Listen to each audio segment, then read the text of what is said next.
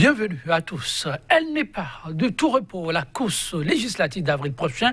Au Bénin, et ce n'est que secret de polichinelle. À chaque jour, sa crainte et son sujet à controverse donnent depuis peu la sueur froide à toute la classe politique et aux acteurs de l'opposition, en l'occurrence le quitus fiscal. L'une des pièces maîtresses à joindre au dossier de candidature conformément au code électoral réformé.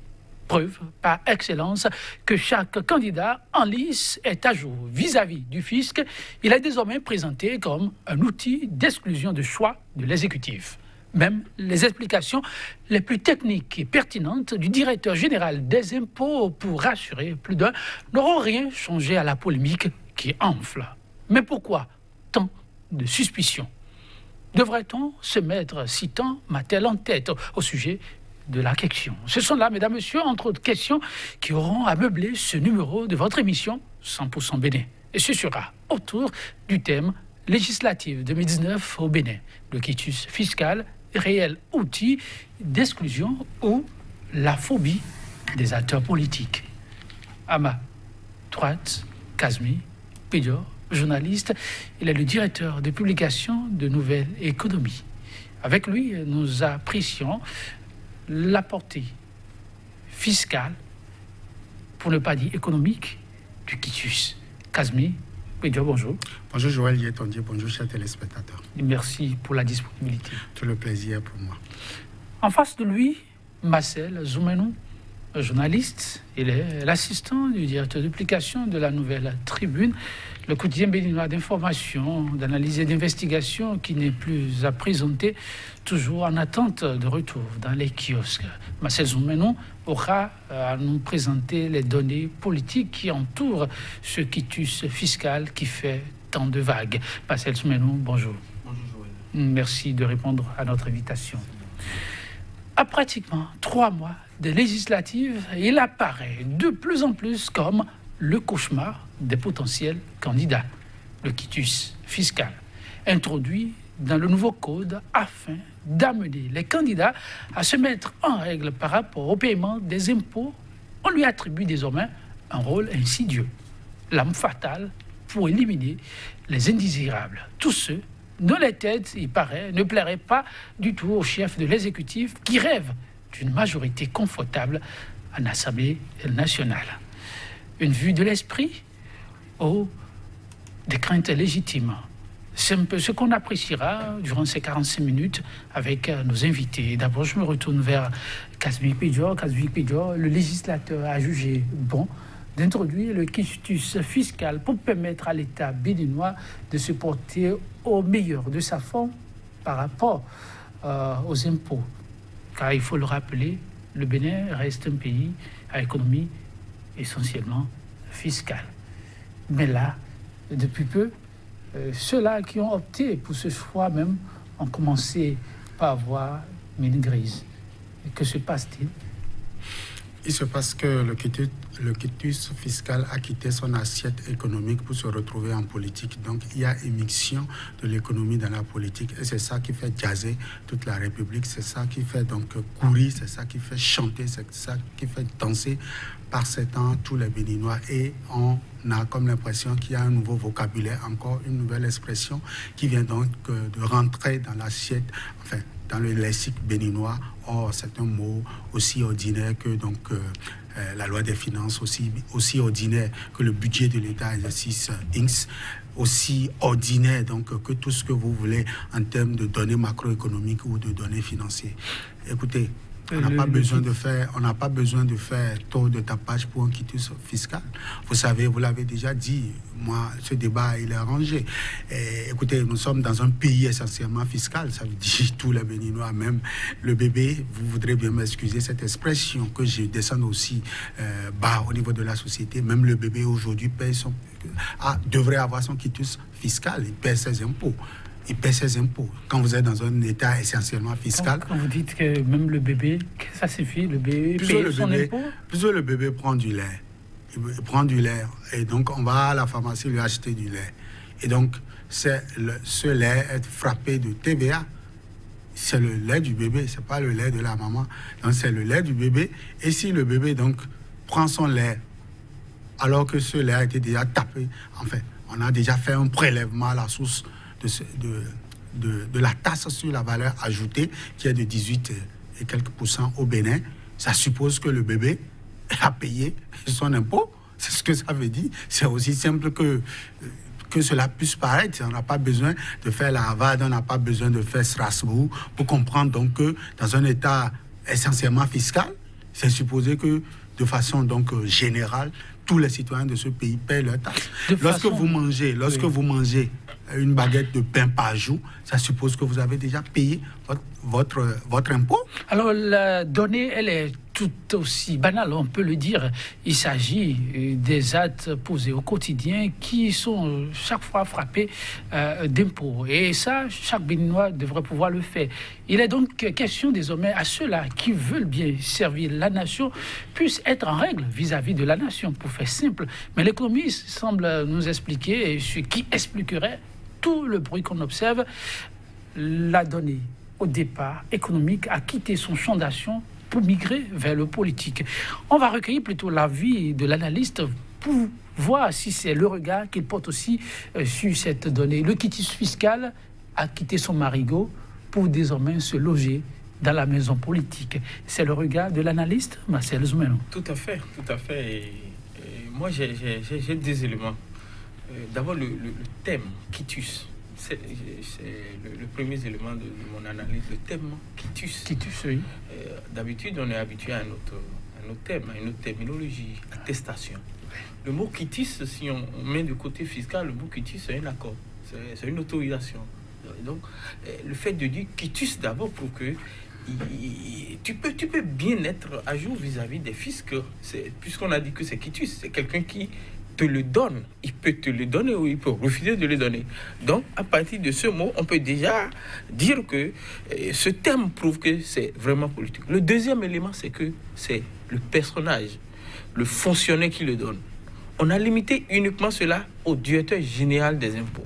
C'est-à-dire que d'habitude, quand tu as une entreprise, tu as un établissement, tu peux aller au niveau des assiettes ou bien au niveau des recettes d'impôts qui existent dans nos localités et tu remplis les papiers et tu as ton attestation fiscale. Mais cette fois-ci, c'est uniquement le directeur général des impôts qui doit le délivrer. Et le directeur général de l'impôt, il est nommé, je rappelle qu'il est nommé en Conseil des ministres par décret, je crois, si je ne me trompe. Tout à fait. Et donc, proposé par le ministre des Finances et nommé par décret présidentiel. Donc, ça nous permet de savoir le lien direct que ce personnage, que ce fonctionnaire avec le chef de l'État. Et donc, à partir de ces deux éléments, je trouve que Casimir a raison de dire que nous sommes passés de l'économie à la politique. On est passé de l'économie à la politique et ça, c'est ce que beaucoup d'acteurs politiques brandissent. Mais là-dessus, le directeur des impôts a jugé utile de sortir pour clarifier les données. Casimir Pédior, vous l'avez suivi et en bon économiste, il a expliqué que quoi que nommé, il y a l'engagement vis-à-vis du peuple qui est là. Il y a le serment prêté pour porter le manteau qui est aujourd'hui le sien, qui est là, qu'on ne saurait trahir. Donc, à ce fauteuil, on est là pour servir le peuple et non pour servir un homme. Et de ce point de vue, on ne saurait manipuler les données, mais faire les choses dans les règles de l'art. Mais ceci n'aurait pas suffi. Quelle est cette règle de l'art qui commence déjà par nous définir ça? Parce que si ça règle de mais Casimir Pédior, vous l'avez suivi. Si ça règle à lui, c'est ce que l'autorité lui a dit de faire. Il respecte, je n'ai rien contre lui. Il a dit, il n'est pas question pour le directeur qu'il est de respecter ce qui lui est demandé, mais de respecter les tests que délibérément les Béninois se sont prescrits. Et ce qui tue, c'est le fait des élus du peuple. Le directeur qu'il est n'avait même pas venu devant la place publique pour justifier ce qu'il a fait ou ce qu'il n'a pas fait. Ça se constate. Si le quitus fiscal devrait être obligé de polémique, c'est qu'il y a un problème. Si l'attestation, parce que je parle de l'attestation, c'est l'attestation d'ailleurs que nous reconnaissons, c'est l'attestation. Qu'est-ce qui prouve véritablement que tu es un citoyen honnête, tu es un citoyen de la République? Parce que déjà, quand on te dit citoyen, c'est que tu respectes, tu paies tes impôts, tu respectes un certain nombre de choses dans ton pays. Qu'est-ce qui prouve ça? C'est ça l'attestation. Et lorsque je suis Casimir Pédior et que j'ai un marché et que je dois donc justifier donc de ma citoyenneté en tant que Béninois, je dois pouvoir aller où? Certainement au niveau de la direction, parce que je suis à Malanville. Malanville, c'est quelque part à près de 700 km. Je dois aller donc dans une direction donc, des impôts pour donc chercher ce document-là. C'est ce que normalement ça doit être. Et donc il doit y avoir une déconcentration de l'administration au niveau de Malanville pour que j'aille chercher. Est-ce que je dois quitter juste pour avoir un papier A4 avec une signature d'un directeur? Je dois quitter Malanville, 700 km, avec tout le risque sur la voie, avec le perte de temps en tant qu'opérateur économique. Le temps, c'est de l'argent chez moi. Je dois donc venir jusqu'à la direction générale des impôts. Permettez-moi de parler, parce que jusqu'à présent, je ne vois pas encore l'outil de la réforme, la dématérialisation. Je ne l'ai pas encore senti sur le terrain.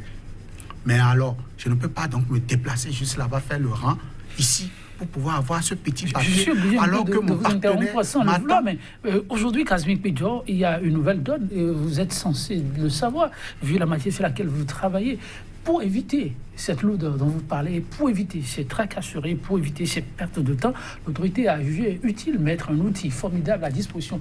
Depuis votre petit coin, avec un petit clic, eh bien, c'est réglé. C'est là que beaucoup se demandent pourquoi encore tant de tollés si l'autorité a pu mettre cet outil à disposition. C'est fonctionnel depuis quand? Ce dont vous parlez là, c'est fonctionnel depuis quand? Vous l'avez expérimenté? Je l'ai expérimenté avec 2 candidats aux élections législatives. Nous l'avons expérimenté il y a de cela 2 semaines. Ce n'était pas encore fonctionnel. S'ils l'ont commencé, ça ne peut qu'être il y a de cela quelques jours que ça a commencé. C'est pas sûr que c'est fonctionnel jusqu'à présent. Ah bon? Je parle en connaissance. Donc, cet outil, la dématérialisation, c'est ça la réforme. Ce qu'ils ont annoncé, écoutez, il y a trop de bavardage autour de cette affaire. Il y a trop de bavardage. Et donc, il faut cesser de bavarder. L'économie, ça ne bavarde pas. Ça travaille l'économie.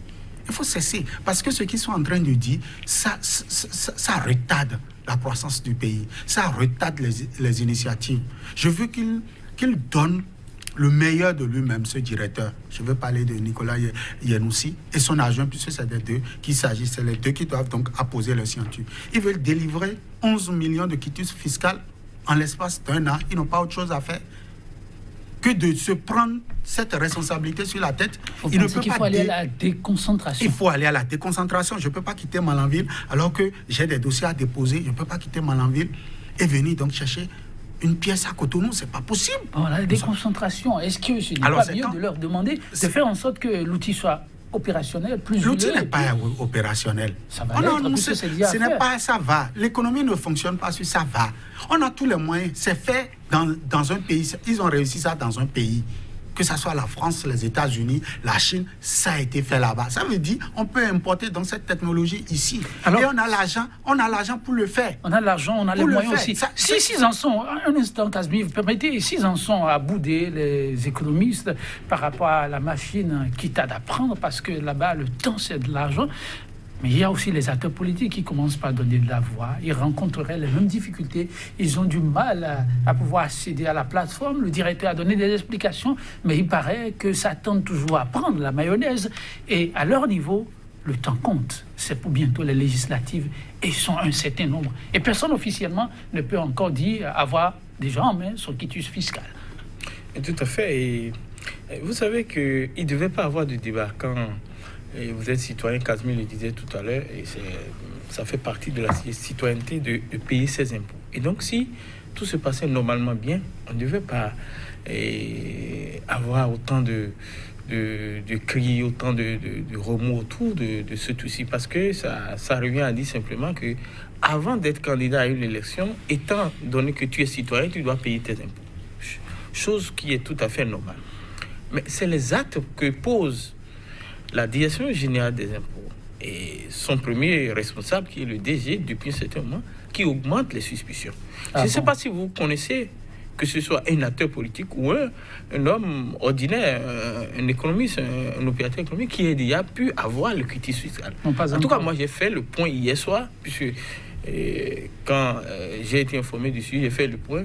Aucun acteur politique, en tout cas pour les candidats, aucun acteur, beaucoup ont fait les demandes, mais aucun quitus fiscal n'a été délivré. Et ça doit faire objet de débat, le fait qu'il n'est pas encore le quitus. C'est cela même qui augmente les suspicions. C'est tout comme si Bon, je ne sais pas trop, je n'ai pas fait de commentaires désobligeants sur le DG, mais j'ai comme l'impression qu'il il attend quelque chose. Il attend peut-être un autre ordre pour agir, mais je sais qu'il y a beaucoup d'acteurs, beaucoup de candidats qui ont fait les demandes et qui n'ont pas eu de réponse jusqu'à ce jour. Et j'ai eu dit même que si au moins la direction avait répondu pour dire, bon, pour qu'on te délivre le papier, il faut payer tel montant, au moins les gens seraient au moins un peu dégagés, satisfaits. Mais il n'y a aucune réponse par rapport aux demandes que beaucoup d'acteurs politiques ont faites. Donc, c'est ces choses qui augmentent la suspicion. En fait, le fait de dire quitus fiscal, j'ai dit tout à l'heure que c'est tout à fait normal que vous puissiez faire chose là, mais c'est les actes posés par ceux qui sont chargés de ça qui augmentent les suspicions et qui font dire à certains que c'est un outil qu'on veut brandir comme... le thème que tu avais utilisé, c'est pas trop pour inquiéter certains, pour choisir ceux qu'on veut et ne pas choisir certains. Kazmi Pidjo, oui, beaucoup s'interrogent. Le DG met un peu de temps, mais quand on a une machine qui ne prend pas encore, quand on a quelques contraintes à l'interne, on peut comprendre le temps que ça met la mise à disposition de ce précieux document. Et avancer simplement, non? Et reprendre donc l'ancien système carrément, parce que vous n'êtes pas obligé. C'est ce que vous préconisez? Puisque nous avons besoin de la chose, il faut nous délivrer le truc. Je ne sais pas ce qui bloque. Si le numérique ne marche pas, il faut retourner donc à l'ancien système. Il faut commencer par signer, que le directeur se mette avec son adjoint, qui se mette à la tâche, puisque c'est eux, enfin, l'autorité qui lui a donné cette responsabilité, qui se mettent à la tâche, puisqu'ils n'ont plus rien d'autre à faire pour le compte de l'année 2019, et que c'est de signer les quitus fiscaux au niveau donc de l'administration, qui se mettent à le faire. C'est aussi simple que ça. C'est son job. C'est son job. Et la loi le lui a donné. Et donc, moi, ça me pose un véritable problème. Parce que, commençons déjà par décomposer le quitus fiscal. Quels sont même le contenu? Quelles sont les tasses? Quel est le véritable contenu du quitus fiscal? Est-ce que le Béninois sait aujourd'hui ce qui doit être dedans? Quel est dans ce panier-là? Qu'est-ce que nous avons? On a communiqué autour, Kazmi. On a communiqué autour, mais ce n'est pas suffisant. Ce n'est pas suffisant parce que lorsque moi, Kazmi Pidjo, je suis opérateur économique, j'ai une société, dois-je payer tout ce que je dois d'abord avant d'avoir ce document? Lorsqu'il est chômeur et il est à la maison, est-ce qu'il a le droit d'avoir le quitus fiscal? Qu'est-ce qu'il doit? Est-ce qu'un chômeur aujourd'hui au Bénin peut avoir le quitus fiscal? Le chômeur paye quoi? Est-ce qu'on a défini ça? Donc, il doit avoir un minimum ou bien il doit avoir quelque chose qui est planché. Et on sait que le quitus fiscal vaut tant pour les Béninois. Si vous êtes candidat à quoi que ce soit, ça vaut tant. Et les gens payent. Mais on est là, on dit quitus fiscal. Bizarrement, des gens vont se retrouver à payer peut-être 500 millions, à payer 1 milliard de tasses avant d'avoir ce document, alors que le chômeur, peut-être, on va lui demander un truc symbolique de 20 000. Donc, il y a déjà une forme donc de discrimination négative. Il y a donc comme un poids, deux mesures qui se pointent déjà avec cette affaire de quitus fiscal. Maintenant, quand je ramène ça sur le terrain politique, pour moi, ce n'est ni plus ni moins un instrument le mot, je cherche un mot moins fort que ce que je vais employer. C'est un instrument de règlement de compte politique. C'est un instrument pour empêcher les adversaires, les compétiteurs non nés, d'aller en compétition avec le compétiteur né. Ce n'est ni plus ni moins. Non, quand vous êtes béninois, vous comprenez déjà ces deux vocabulaires. Bon, il y a des gens qui sont nés compétiteurs. Donc, certainement qu'il y a des gens qui ne sont pas nés compétiteurs. Mais il se fait que ceux qui n'étaient pas compétiteurs, ceux qui n'étaient pas nés compétiteurs, veulent maintenant aller à la compétition. Et donc, le compétiteur né est donc libre de choisir les critères pouvant permettre aujourd'hui d'aller sur le standing block. C'est ce que je comprends à travers le quitus fiscal. Sinon, je ne sais pas, écoutez, dans ce même pays-là, on a la direction, l'office du bac, qui a essayé la dématérialisation des dossiers. Ça a marché. On a plusieurs réformes sur le numérique qui marchent au pays. Ils ont même annoncé la dernière fois l'installation du data center.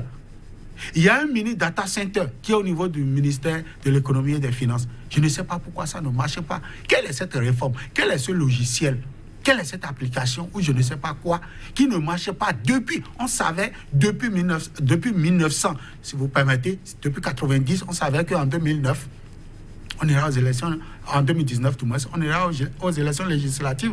Pourquoi vous remontez si loin? Oui, je remonte si loin pour dire que ça ne nous surprend, ça ne devait pas nous surprendre. Cette réforme ne devait pas venir en février où on dit on n'a pas, le directeur vient faire des conférences de presse. Qui lui a demandé de faire les conférences de presse? Est-ce que c'est inscrit, d'abord commençons par là, est-ce que c'est inscrit dans son cahier de charge que le directeur général des impôts doit faire une conférence de presse? C'est inscrit dans son activité. Est-ce qu'il faut faire précis? Il faut faire. Mais ce n'est pas de son ressort. Est-ce qu'il faut pour autant blâmer le directeur qui, face au tollé qu'il y a et que vous suivez, il remonte l'information à sa hiérarchie.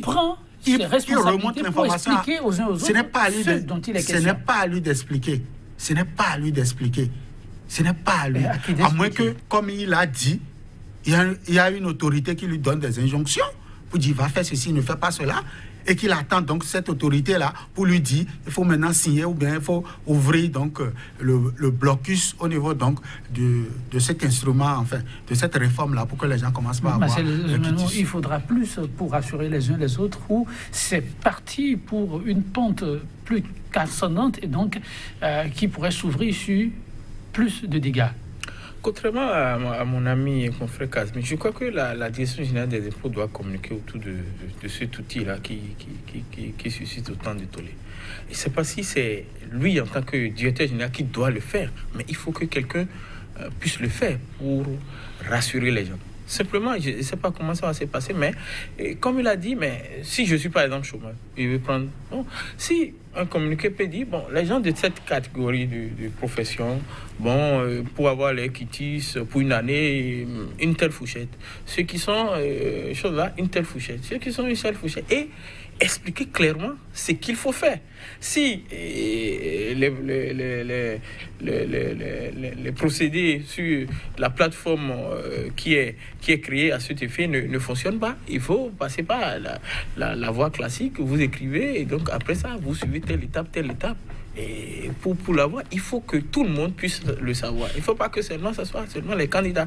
Parce que demain, peut-être, vous et moi, nous pouvons avoir besoin du quitus vital pour autre chose. Et donc, je crois qu'il y a un besoin de communication, un vide communicationnel que la Direction générale des impôts doit combler pour rassurer. Si elle ne le fait pas, et ça va augmenter les suspicions. Parce qu'aujourd'hui, on a comme l'impression que la Direction générale des impôts, qui était en temps une structure qui était quand même ouverte, est devenue comme un petit couvent. Est devenue comme une structure où, bon, à cause du quitus fiscal, brutalement, ils sont fermés au monde, fermés aux Béninois, fermés aux citoyens. Alors que je crois que moi, personnellement, je devrais communiquer davantage pour expliquer c'est quoi le quitus, quelles sont les pièces même qu'il faut fournir pour l'avoir et quelles sont les assiettes, quels sont qu'est-ce qu'on met dedans, quels sont les impôts que ça devait prendre en compte, parce qu'il y a aujourd'hui un débat que les hommes politiques sont en train de faire. Normalement, selon ce que les tests disent, le quitus, c'est à une personne physique. Mais selon ce que j'apprends dans les milieux politiques, on est en train de fonctionner comme si on tient compte aussi des gens qui sont peut-être chefs d'entreprise, des gens qui sont peut-être associés dans une société ou bien qui sont des actionnaires dans une société. On tient compte de ça aujourd'hui pour faire chose. Alors que, selon ce que les tests ont dit, c'est adressé à une personne et ceci est indépendant des activités commerciales, des activités du chef d'entreprise, de la casquette du chef d'entreprise que l'homme politique a. Mais tel que ça se passe aujourd'hui, c'est tout. Donc, il y a un besoin de communication, un besoin d'explication que la direction... La gestion que la direction fait aujourd'hui du quitus fiscal n'est-elle pas aussi tributaire du type du test finalement voté par les députés eux-mêmes? Et tout à fait. Le test, je crois que c'est l'article 42 qui en parle, si j'ai bonne mémoire, du code qui en parle, et qui ne donne pas trop de détails sur ce chose-là. Et donc, ça donne beaucoup de possibilités à la direction des impôts de faire ce qu'il en veut. d'utiliser cela comme un instrument pour soit éliminer certains candidats et de l'élection. Donc je crois qu'il y a beaucoup d'insuffisance au niveau de nos tests, et les députés en votant cette loi n'ont pas sûrement pensé à tout ça, parce que eux-mêmes sont les premières personnes victimes. Oui, Casimir Pédior, vous êtes dans votre marigot d'économiste, mais la chose politique vous interpelle aussi, parce que si le politique ne se porte pas bien, l'économiste en souffre. Alors, quelle est cette manie, ou comment vous appréciez cette tendance de plus en plus récurrente des élus du peuple à opérer des choix pour toute une nation, et ensuite être le premier à se mettre à pleurer derrière les rideaux? On les voit aujourd'hui se gratter eux aussi la tête, et pourtant ils avaient l'occasion rêvée pour voter, comme on dit, le juste test. Oui, parce qu'ils ne sont pas propres, et donc lorsque ces tests leur ont été envoyés, ils n'avaient pas le choix que de lever leur petit doigt pour dire « je vote ». Je vote, et voilà là où nous en sommes. En son temps, les spécialistes de la question politique les avaient tenus informés des risques politiques et économiques, les avaient tenus des risques qu'ils couraient en le faisant. Mais ils sont progressivement en train d'aller au niveau du gouffre. Et normalement, le quitus fiscal ou l'attestation fiscale, selon le cas, selon là où vous êtes, ne devrait pas poser problème. Parce qu'à l'entame de cette émission, j'ai balisé le terrain. Lorsque vous êtes béninois, simple béninois, vous payez déjà vos impôts. Si vous communiquez au moins une fois par an au Bénin, c'est que vous avez payé vos impôts. Parce que je l'ai dit, l'impôt est déductible à la source. Et lorsque vous mangez du riz importé, vous payez déjà vos impôts. Lorsque vous êtes salarié et que votre patron, votre employeur vous a déclaré à la CNSS, à la Caisse nationale de sécurité sociale, vous avez déjà payé votre impôt, sinon vos impôts. Lorsque vous êtes chômeur, vous payez déjà vos impôts. Et donc, lorsque le législateur légifère et choisit le code électoral et inscrit un donné économique dans ça, on devrait pouvoir tenir compte de ce grand panier où il y a déjà des taxes qui sont payées. Et c'est pourquoi je parle du franc symbolique. On devrait pouvoir définir pour dire, au regard donc de tout ce que tout le monde paye déjà, le législateur dit, chaque année, l'État se doit de donner gratuitement ou à un franc symbolique de 5 000 francs ou de 2 000 francs à payer au trésor l'attestation fiscale. Quitte à ce que cette attestation soit qu'on amène peut-être à la Sénat ou je ne sais pas dans une structure pour faire valoir ceux qui sont candidats à une élection. Ça, c'est un autre débat. Mais si vous me dites que le quitus fiscal tel qu'il est vu dans la loi des finances, parce que le quitus fiscal, enfin, le document équivalent est déjà contenu dans la loi des finances. Et tous les années, nous payons. C'est pourquoi je dis on ne doit plus communiquer autour de ça. Il y a plus de 10 ans, on communique autour de la loi des finances. Et chaque fois, on dit aux Béninois les nouvelles taxes, les nouvelles mesures contenues dans la loi des finances. Et on explique ça. Et on explique, et tous les Béninois savent, quand ils ont besoin de l'attestation fiscale, tous les Béninois savent, là, il faut aller chercher ça. Alors, des mesures correctives, donc, pour moi, peut-être face au problème pas des mesures correctives. Ah, voilà. Il faut supprimer cette mesure. C'est pas une mesure, ça. Le quitus fiscal doit disparaître de l'assiette politique. Et retourner. Ne peut pas dire non, ça. On dit c'est pour renflouer les caisses de l'État. Amener le citoyen à se mettre en règle vis-à-vis du fisc, ceci n'a rien de mal. Non, ils sont déjà en règle. C'est ce que je dis. Ils sont déjà en règle. Les mener à être encore quoi? Quelqu'un qui est déjà en règle, vous l'amenez à faire quoi? Moi, je ne comprends pas. Vous avez suivi, il y en a qui ont reconnu que sur des années, ils n'ont pas pu payer pour... Quoi? Ils n'ont pas payé quoi? C'est justement pourquoi je dis, quel est le contenu? Ce panier contient quoi? Quel impôt, quels sont les impôts? Voilà, quels sont les impôts donc tu me rejoins sur le besoin de communication. Donc, s'il y a ce flou tout autour... Qu'est-ce qu'ils n'ont pas payé? Mais si c'est pour l'entreprise, mais ça, c'est la personne morale qui doit prendre alors le quitus fiscal au Bénin. Si c'est la personne physique, tel que je l'ai démontré, paye déjà ses impôts. Maintenant, ils n'ont pas payé quoi? Pour leur entreprise, ça c'est l'entreprise. Et vous n'allez pas m'assigner en justice, vous n'allez pas me faire un procès parce que ma société n'a pas payé. Vous me prenez en tant que société, mais en tant que candidat, ça c'est autre chose. Je suis candidat, ce n'est pas ma société qui est candidate. C'est moi, Casimir Pédior, qui suis candidat aux élections. Et partant de ce principe, vous permettez, partant de ce principe, je souhaiterais que, et véritablement, il faut que lorsque vous rencontrez des difficultés dans votre évolution, vous essayez de régler ces difficultés et vous prenez acte pour pouvoir évoluer. Mais vous ne vous créez pas des difficultés chemin faisant. Le quitus fiscal vient alourdir la charge politique au Bénin. Ça vient créer d'autres problèmes. Et quand ça se passe comme ça, la hantise, la conséquence risque de tomber au niveau de l'économie. Parce qu'avec ça, les personnes ordinaires qui veulent les essayer, parce que moi, en tant qu'opérateur économique, que les élections s'organisent ou pas, ce n'est pas un problème. Moi, je me lève le matin, c'est comment comprendre le marché financier au niveau de l'UEMOA, ou bien c'est ça qui m'intéresse. Moi, je m'en fous de votre élection. Et je vais avoir le quitus fiscal parce que j'ai un partenaire hollandais ou bien nigérien qui m'a demandé des dossiers pour pouvoir valider mon offre. Et on me dit qu'il y a quelque chose qui a bloqué. Qu'est-ce que moi j'ai à foutre avec vos candidats? Offrez-moi mon quitus fiscal. C'est ça normalement.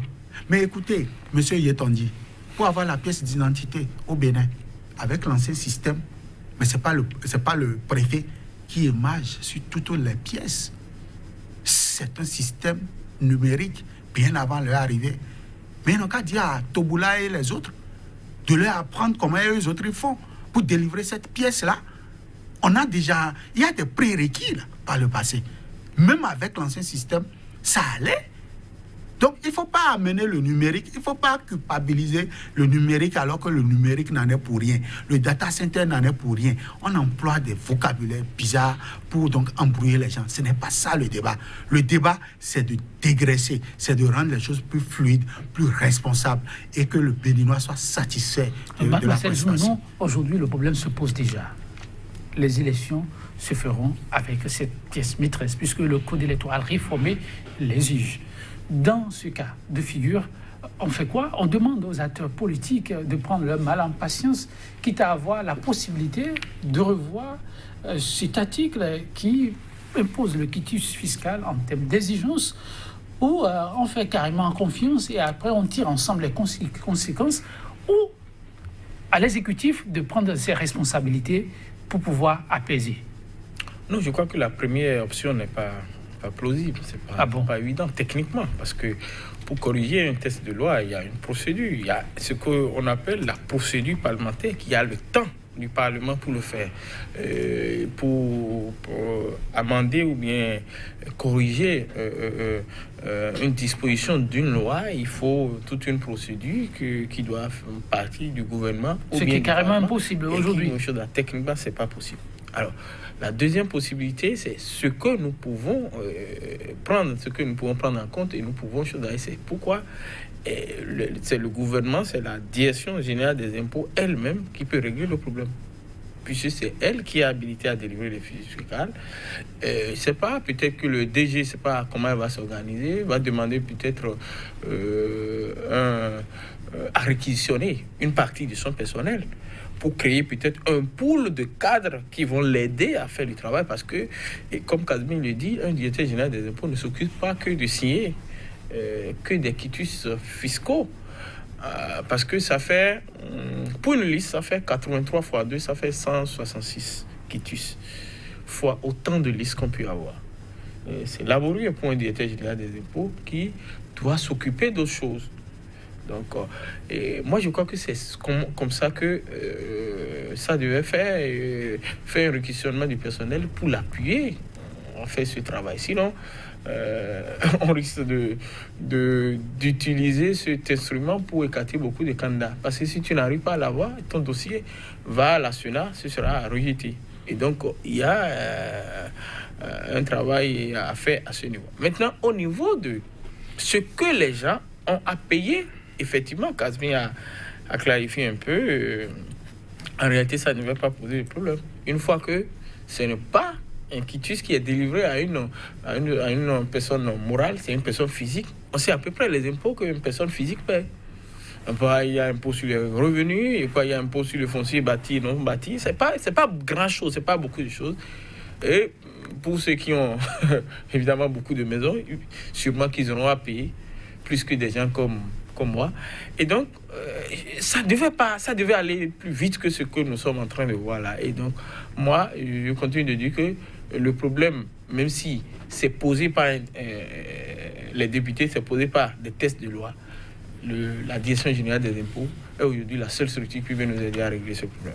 Et ça apparaît aujourd'hui comme un problème à un autre déjà qui existe sur le terrain politique, qu'il va falloir rapidement régler, ou on peut passer à autre chose. Déjà, les acteurs politiques, surtout de l'opposition, donnent de la voix et appellent à ce que transparence soit faite. Est-ce qu'on est déjà là dans l'opacité? Oui, si les gens commencent par réagir, j'ai même entendu hier qu'il y a une autre partie de l'opposition qui doit réagir par rapport à ça. Parce que les partis qui soient de l'opposition que de la mouvance sont confrontés aux mêmes difficultés. La première fuite, c'est la fuite du ministère de l'Intérieur. Aujourd'hui, presque tous les partis ont vu leur dossier réité pour avoir le récépissé de mise en conformité. Presque tous les partis ont eu leur dossier réité actuellement. Ils sont en train de compléter les pièces des membres fondateurs, attestation de résidence. Il y a tout un débat entre attestation de résidence et le tout thème, j'ai oublié, attestation et certificat de résidence. Et donc, beaucoup de dossiers ont été réités pour ces petits trucs et les partis sont en train de corriger. C'est quand ils auront fini avec ça maintenant qu'ils iront faire face à l'autre filtre qui est le quitus fiscal, et là, c'est à la direction générale. Donc, ça fait un peu trop pour des gens qui doivent aller sur le terrain, préparer le discours de campagne, organiser la campagne, chercher les moyens pour faire campagne.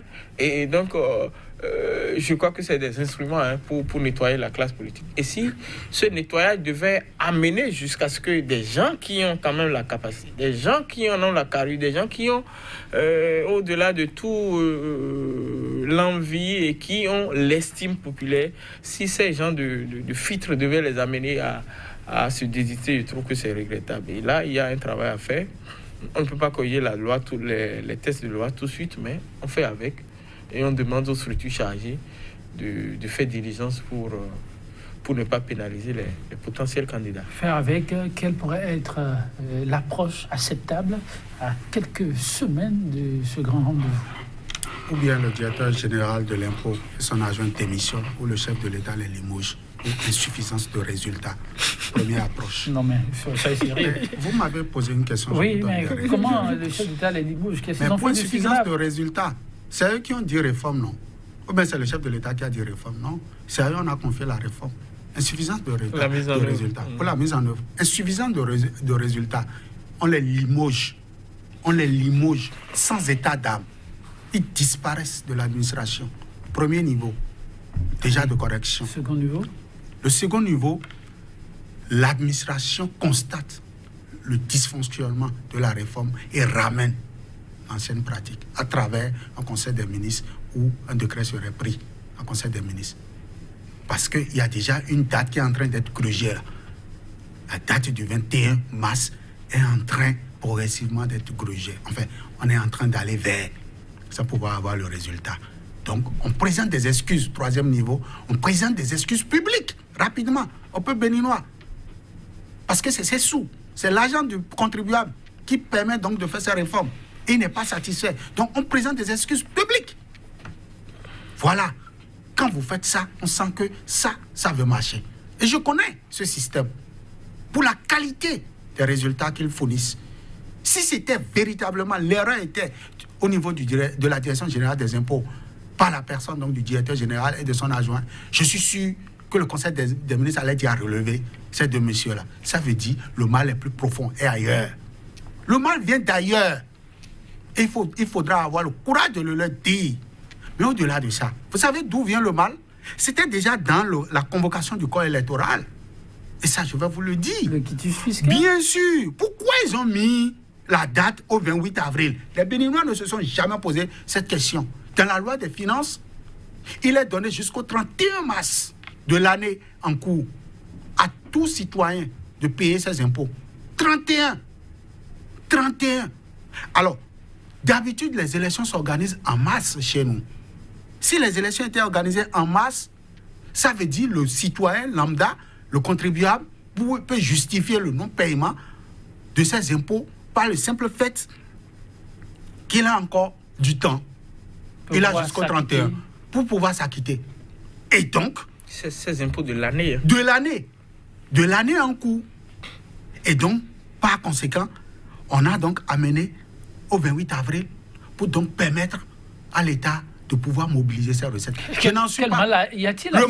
Le mal, c'est le piège dans lequel ils sont en train de s'enliser. On aurait pu dire, l'élection c'est pour masse, que les gens peuvent donc sortir leur quitus de l'année dernière. Au 31 décembre de l'année 2018. On n'oublie pas que l'État a besoin d'argent pour concrétiser. C'est l'individu qui n'a pas besoin d'argent. L'individu béninois aussi a besoin d'argent. Donc, si l'élection était en masse, les citoyens étaient libres de sortir leur quitus de 2018 pour aller à ces élections. Aujourd'hui, c'est impossible. Il ne faut que le quitus de 2019. En tout cas, donc voilà le piège. Il va falloir véritablement que le législateur, enfin, les autorités politiques, nos gouvernants, cessent de réfléchir plus que le peuple. J'ai comme l'impression qu'ils sont plus intelligents que le peuple. Et ils s'enlisent dans les réformes, que le peuple ne leur a pas demandé. Demandez forcément. Moi, c'est le nous par rapport à ce qui s'apparente à guet-apens que beaucoup présentent. Est-ce qu'il faut l'assimiler à un renouvellement de fait?